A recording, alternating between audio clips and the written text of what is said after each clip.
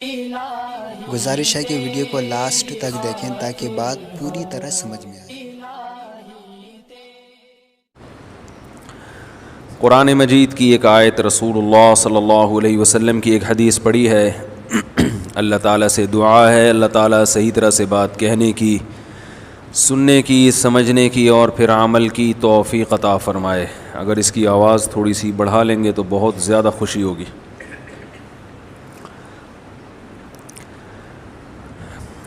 یہ آیت جو میں نے ابھی پڑھی ہے، یا ایھا الذین آمنوا ادخلوا فی السلم کافہ،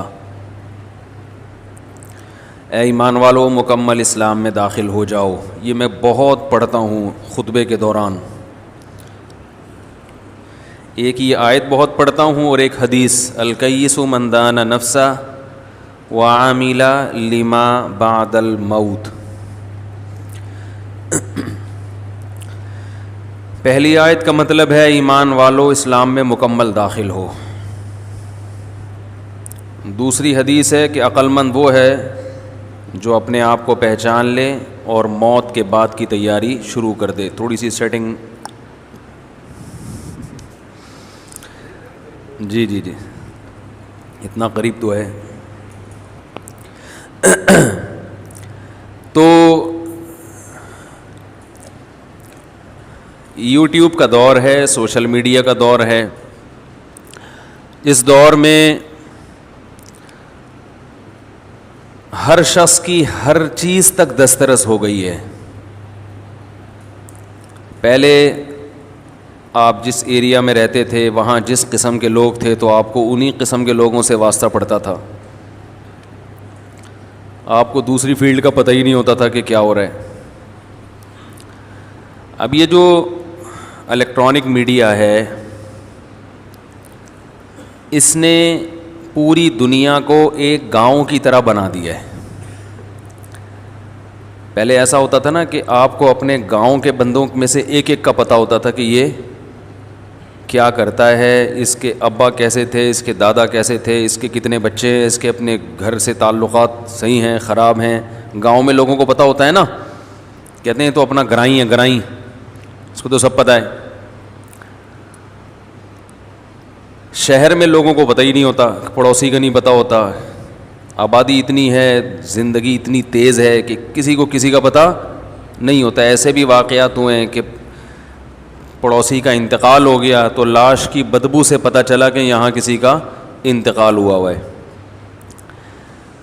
لیکن جب سے یہ میڈیا جو ابھی الیکٹرانک میڈیا جو بہت تیزی سے دنیا میں پھیلا ہے، موبائل فون، انٹرنیٹ، اس نے دنیا کو ایک گلوبل ولیج کی طرح بنا دیا ہے۔ گلوبل ولیج بنا دیا ہے، اس نے ایک گاؤں کی طرح بنا دیا ہے۔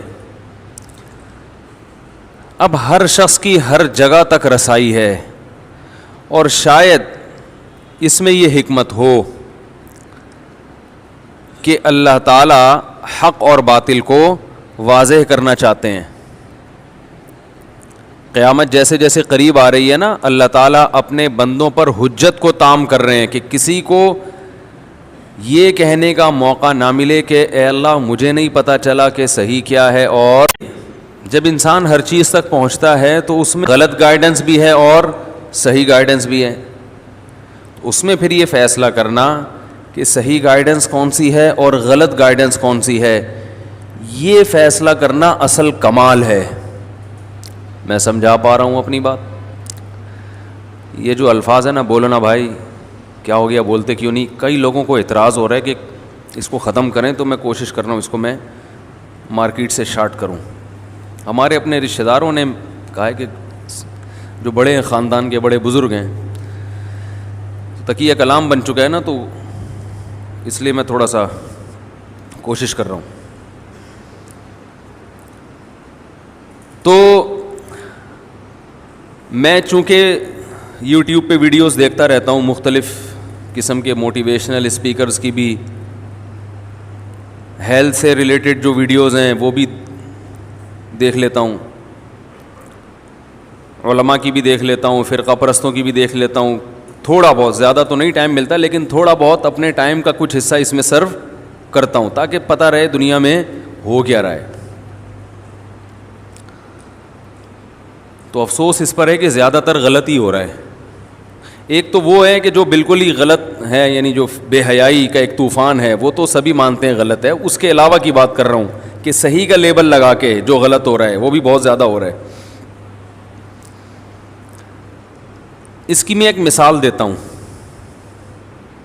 مثال سے بات سمجھ میں آتی ہے. کچھ دن پہلے ایک ماہر نفسیات کو میں اس لیے سنتا ہوں, یعنی مہینے میں 1-2 دفعہ کوئی نہ کوئی ماہر نفسیات کا کلپ میری نظر سے گزرتا ہے کہ کوئی ایسا ٹاپک ہوتا ہے جس پہ وہ لوگوں کو گائیڈ کر رہے ہوتے ہیں. تو میں دیکھتا ہوں کہ یار یہ کیا کہہ رہے ہیں, ہو سکتا ہے ہمیں بھی کچھ سیکھنے کو ملے. لیکن اکثر جو باتیں کر رہے ہوتے ہیں وہ عملی زندگی میں قابل عمل, یعنی وہ عملی زندگی میں مؤثر نہیں ہوتی. قابل عمل تو ہوتی ہیں لیکن ان کا فائدہ نہیں ہوتا. تو میں دیکھ رہا ہوتا ہوں کہ اسلام کی محبت دل میں پیدا ہو رہی ہوتی ہے کہ اسلام کی اگر گائیڈنس نہیں ہے نا, مذہب آپ کے پاس نہیں ہے, تو آپ اپنے لیے فیصلہ نہیں کر سکتے کہ کیسے چلنا ہے, دوسرے کو کیا بتاؤ گے.